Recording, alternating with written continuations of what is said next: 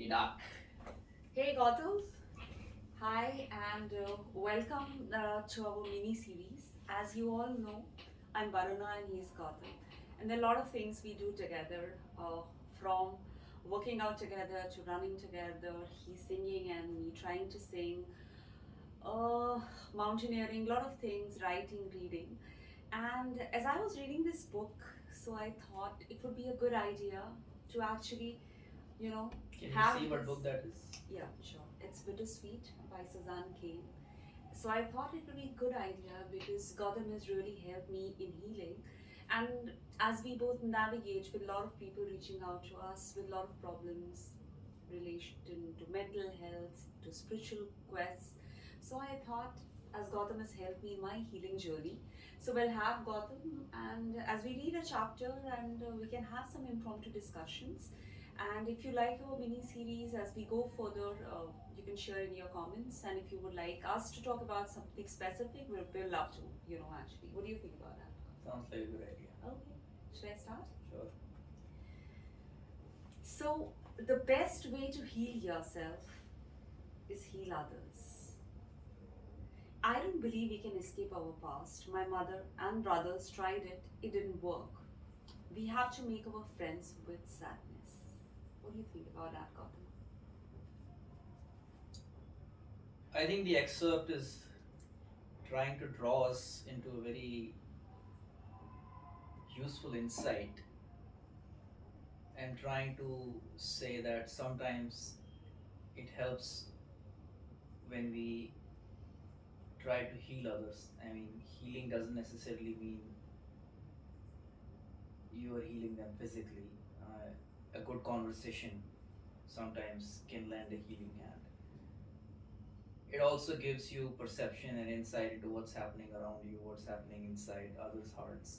And then once you come back and look at your own self, it draws a whole different spectrum of what your grief is, what you're going through, and what the other person is going through, the battles they're fighting, the battles you're fighting. At the end of the day, you might realize we're spilling the same blood in the same mud, as they say in the military. Um, so yeah, I think it makes sense to connect with other humans and form that bond. What he means, what the author means, Susan, by making friends with sadness, it doesn't mean you dank into submission. I think to me, what it says is sadness and joy are just two different ends of the same rainbow. You should have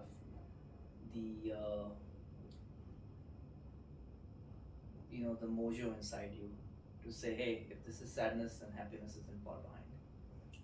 I agree with that. Do you think that, you know, as I have navigated difficult times in my life, and you have been the foremost person who has helped me in my healing journey, has that journey helped you in any way to become a better person or actually helped you in some ways?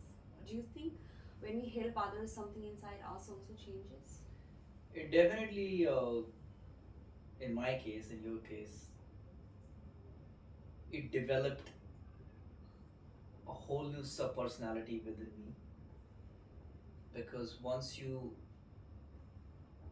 go through, even if it's verbally through a conversation, what the other person went through, for me it was quite vivid. I could visualize, I could just live those moments, I could relate to them. Being a scorpion, I could act like a sponge and I could just be there. It definitely gave me a lot of self reflection, and I think I grew as a person. I knew that what I see may not be what it appears. Whether it's healing, whether it's a conversation, um, I think I grew a lot. I may not necessarily have healed myself because I may not have needed healing Okay. as we know what healing is, but it definitely dawned upon me that hey, I've learned a lot and I've grown a lot with it. Thank you. So, what do you think about if someone, you know, has lost a, a loved dear one? somebody lost a job, somebody, anything can happen in day to day. So, what do you think?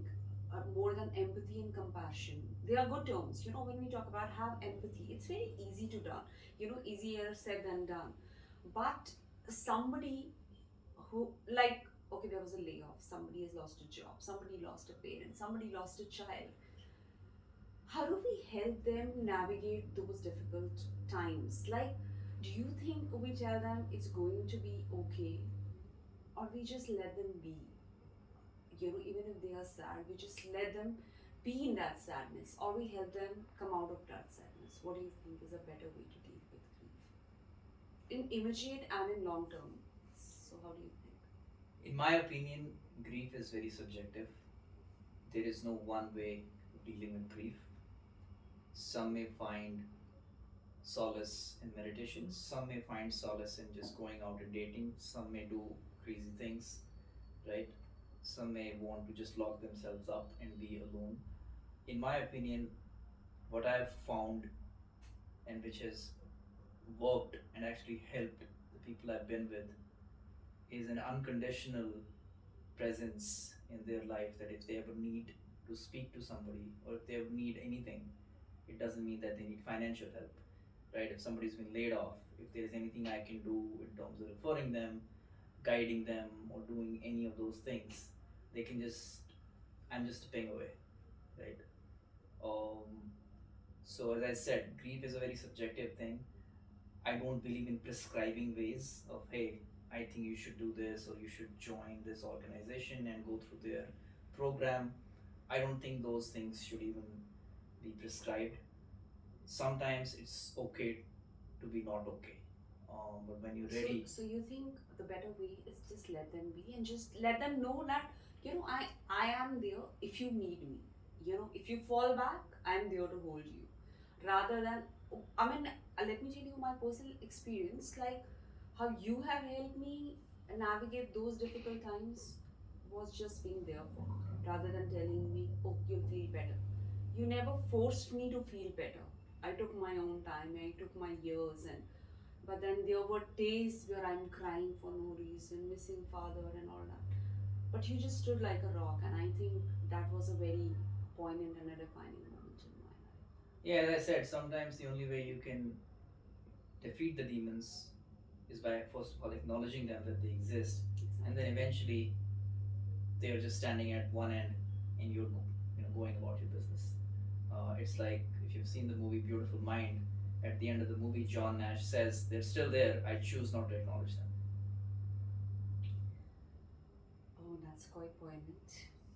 As we move ahead with the book, so they talk about loving kindness meditation, which you call metta, is the practice of wishing well to others. It may sound phony, sentimental, and gooey to many people. This is one of the reasons not as fashionable in the West as mindfulness, but it's a practice which has many benefits, from increasing feeling of joy, gratitude, decrease migraine and PTSD, and it's a way of moving actively forward towards life. Now, my main question, as I have studied a lot of Buddhist philosophy, is how do we develop that quality of compassion for everyone? Like, I will not have it for a rapist. I will not have it for a criminal. I will not have for somebody who just shoots someone in daylight and they're just, how things are. Okay, I might have towards people I don't like, but how do I develop with somebody who is raping a child? So, how do we evolve, or how does meditation help us evolve to develop this pan compassion and the idea of loving kindness meditation for everyone? See, in my very limited experience of meditating and meditation, I try not to reach anywhere by meditation. Mm-hmm. I don't think I'm trying to be more compassionate. I don't think I want to have compassion for a rapist. I don't think I want to do any of those things. To me, meditation basically means that I'm disconnecting from everybody, from every sound, from every vibration, and I'm sitting in a sacred corner which I've carved out for myself, and Mm-hmm. the only sound I hear is the sound of my breath, Okay. right? So when You hear the sound of your breathing automatically sooner or later, and there are techniques about it, how to vacuum, create a vacuum in your mind. You will definitely reach a stage when thoughts will eventually subside. I know there are a lot of books that talk about it, and you might think I'm getting million thoughts in my mind. But trust me, the only people who ever say that are people like me who don't meditate regularly. Because if you do something without fail, unless you're doing it absolutely, uh, you know, in the opposite direction, it will definitely give results. So to me, again, coming back to the point, that's what meditation is. If I'm doing it in a spiritual way or a spiritual way, for instance, if I'm doing it in a spiritual way, I may have a goal in my mind, but what is required, what Mother Nature wants you to do, what this universe has brought you here and will open the doorways, is to just be, just meditate, just enjoy that state of being, and don't worry about what will it be and when will I have But compassion for everybody on this but universe. what is happening with meditation? As I talk about my meditation, I am not able to do it every day. So because I don't see the results, because it's a long drawn process. Like a child in nursery cannot think about that, I will be able to clear 10 exams. It's going to take its own sweet time. So for majority of people, I'm sure our audience must be feeling same way, but they feel discouraged. They feel demotivated because you don't get that, oh, nothing is happening, and you just drop out of it. So how do we need focus in meditation, like, to actually tell, no, no, I'm going to do it every day? So how do we force ourselves to meditate, or how do we make sure that we meditate on a daily basis? See, in case of you and I and normal meditators, we are not enrolled in a university where we have to study and give an exam and come to a conclusion, because if we don't study, we'll fail and we won't move to the other class. That's not what meditation is. Unless you are enrolled as a monastic disciple and you're required to pass those like a Tibetan Lama, right? You go through exams. If you don't study, you will not progress. So that is a technicality. Meditation should be effortless. It should be like listening to music. It may not be initially. It may be very hard. For instance, I've known people who try to pick up a guitar, and when the fingers are cut and calluses are formed through those steel strings, they drop it.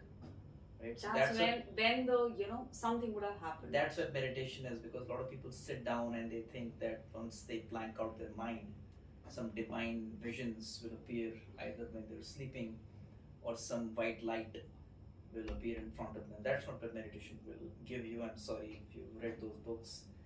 Uh, I do know that that is a stage that will come, but if I were to give out one advice, that is just do 10 minutes of meditation, enjoy your breathing, don't try to clear out your mind, it will never be cleared away, right? There are techniques, as I said, which will force you and create a vacuum, but that will be artificial. Talk about those in Yes, yes. So I would say take baby steps, enjoy that me time, and just tell yourself no electromagnetic radiation, no buzzing of any device will bother me, because I'm just going to sit and do nothing, and that will be meditation.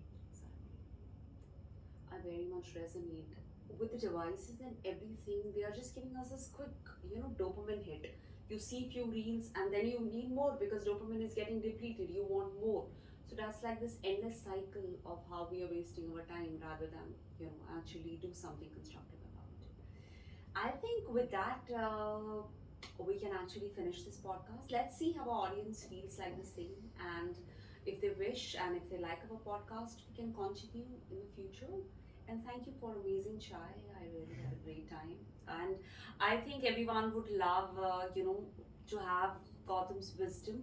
Like, of course, he will talk about meditation. Once we talk about some medical things and fitness, then we can have a complete discourse.